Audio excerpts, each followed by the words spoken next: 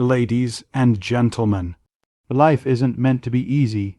It's meant to challenge you, to break you down, and then build you back stronger. We all face storms, heartbreaks, failures, rejections, setbacks, and loss. But how you rise is what defines your story. There are certain rules not written in books, but etched into the spirit of every person who has turned pain into purpose. These are the unbreakable rules that separate survivors from conquerors.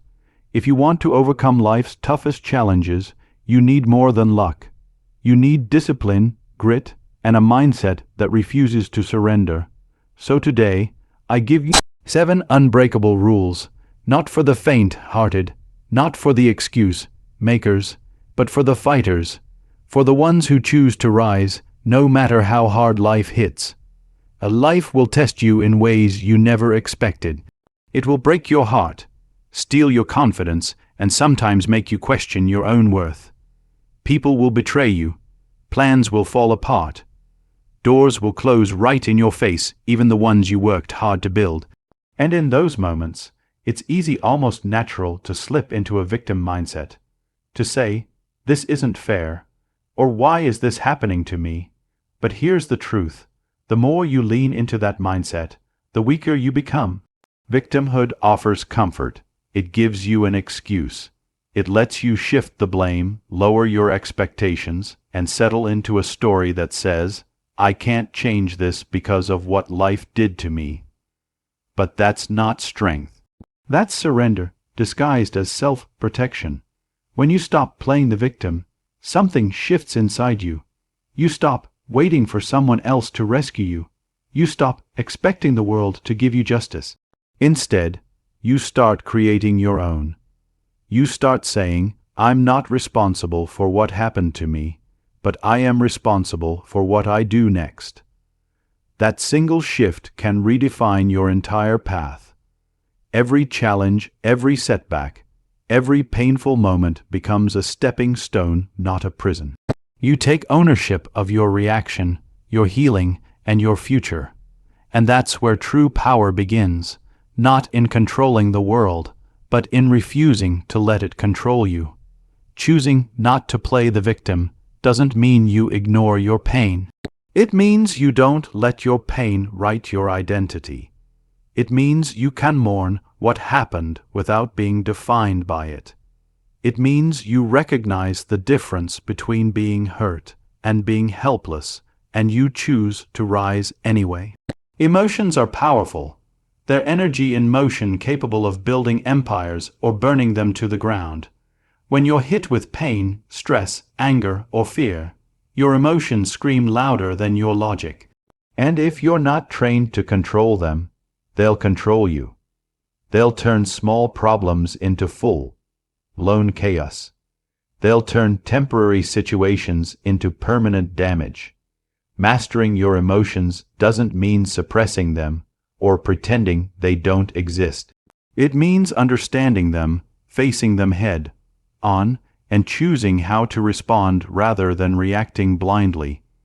It's emotional intelligence, the strength to sit with discomfort, to feel the heat of frustration or sadness, and still not let it decide your next move. When someone disrespects you, your ego wants to snap back. When life disappoints you, your instinct is to sulk, isolate, or give up. But that's when you must pause, take a breath. Ask yourself, am I acting from power or from pain? Are my emotions driving me, or am I steering them? Self-control is not weakness, it's wisdom in action. It's the discipline to stay calm in the middle of a storm, to observe before you explode, to wait before you react. And this doesn't just protect your peace, it protects your future. Emotions are temporary visitors. They don't need to become permanent drivers. When you lead with anger, you often regret it.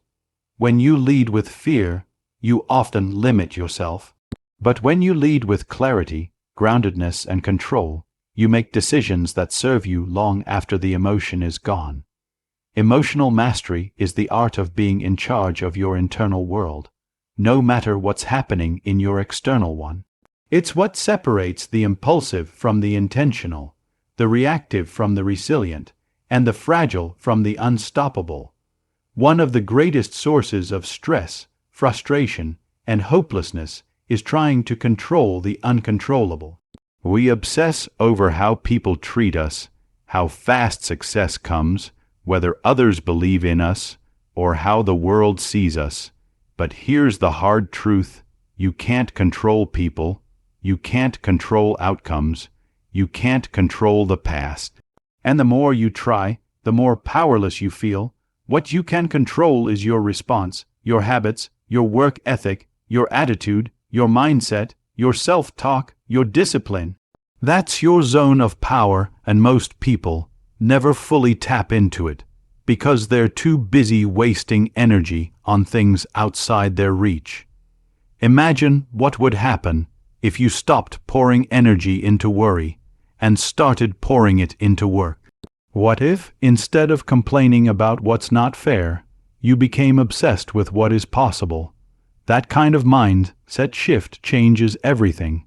It sharpens your focus. It gives you momentum. It puts you back in the driver's seat of your life. Every time you let someone else's opinion derail you, you give them power. Every time you let a delay stop you, you give the situation control. But when you stay relentlessly focused on your actions, your growth, your values, and your progress, you become unshakable. You rise above the noise, the chaos, the distractions, and you move forward regardless of the circumstances.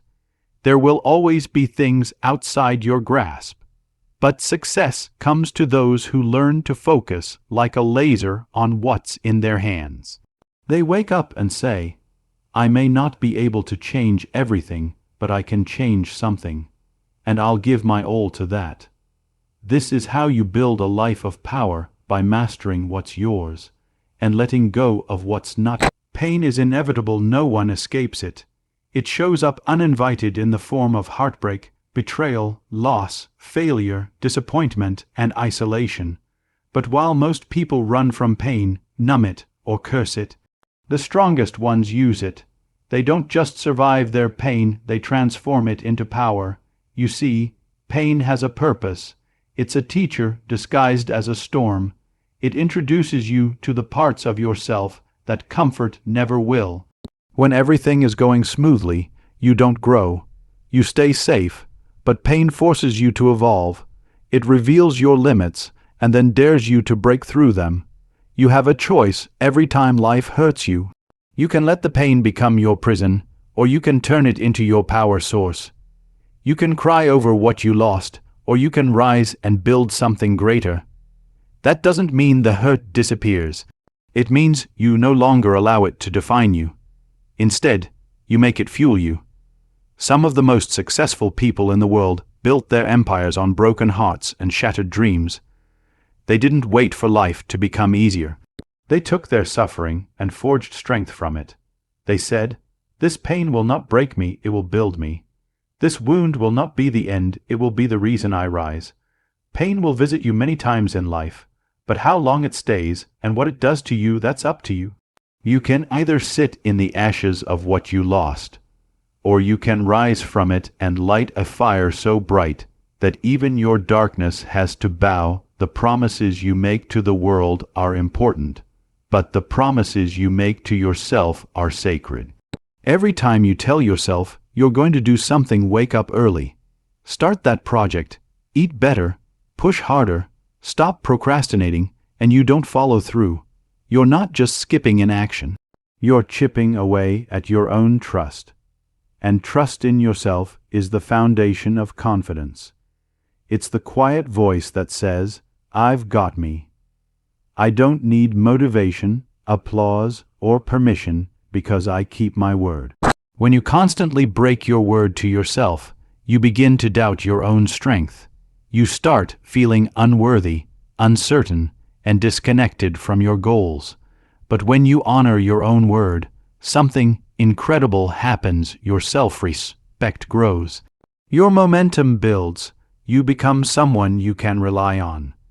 People often keep their commitments to others out of fear of judgment or rejection, but easily cancel on themselves because no one else is watching. But here's the truth. You are always watching. Your future is watching. And the life you want is built brick by brick from the disciplines you practice when no one is clapping for you. Keeping your word to yourself is how you build internal fire. It's how you take control of your story. It's how you silence self-doubt, not by shouting over it, but by proving it wrong over and over again. Whether it's showing up to the gym, writing 1 page a day, or saying no to distractions, these small acts of integrity, repeated daily, create unstoppable momentum. And when life gets hard, because it won't be hype or luck that carries you through. It will be the unshakable belief that comes from knowing, when I say I will, I do. Your environment isn't just where you live, it's what you become. The people you allow into your space shape your mindset, your energy, and even your destiny. If you spend your days around those who constantly complain, blame, gossip, and dwell in negativity, don't be surprised when you start thinking and acting the same way. Victims look for someone to save them. Warriors take responsibility for saving themselves. Victims find reasons to stop. Warriors find reasons to keep going. And the company you keep will either feed your power or drain it until there's nothing left. Energy is contagious. If you're around 5 lazy people, you'll be the 6th. Hang out with people who fear growth, and your dreams will start to shrink. But when you walk with warriors, the game changes. These are people who don't sugarcoat the truth. They challenge your comfort zones. They hold you accountable. They remind you of who you really are when life tries to make you forget. Warriors don't compete with you, they sharpen you. They don't feed your excuses, they kill them. They don't settle for your potential, they demand your best. And when you're broken, they don't pity you, they help you rebuild. Choosing your circle is one of the most powerful decisions you'll ever make. You don't have to cut people out with hate, just move with clarity. If someone drains your fire, if someone constantly pulls you down, if they bring drama instead of discipline, love them from a distance. But protect your energy like your life depends on it. Because it does. There's a moment in every journey when the excitement fades, the support disappears, and the pain sets in. It's when the struggle feels endless, when the results are invisible, when you start asking yourself, is this even worth it? That's where most people stop. That's the breaking point, the fork in the road where champions are separated from quitters. But the unbreakable truth is this: progress doesn't always feel good. Growth doesn't always look inspiring. Sometimes it's ugly. It's lonely. It's brutal. It's a silent war between the version of you that wants to quit and the version of you that refuses to die. You have to move even when you don't feel like it. You have to show up even when motivation is nowhere to be found, because the greatest victories come from the days you fought through resistance, not from the days everything felt easy. Pain is not your enemy. Stagnation is. And the only cure for stagnation is movement, no matter how small. When life hits you hard, it's not a signal to stop. It's a test to see how bad you want it. It's easy to take the next step when the path is clear and the sun is shining. But your destiny is forged in the dark, when your feet are heavy and your heart is tired, yet you move forward anyway. Momentum isn't created in massive leaps. It's built in microscopic steps, repeated in silence. It's walking with tears in your eyes. It's trying again after failure. It's rising from rock bottom, not with a roar, but with a whisper, just one more step. No matter how slow you go, no matter how tired, afraid, or wounded you are, as long as you're still moving, you're still in the fight. And if you're in the fight, you're still dangerous.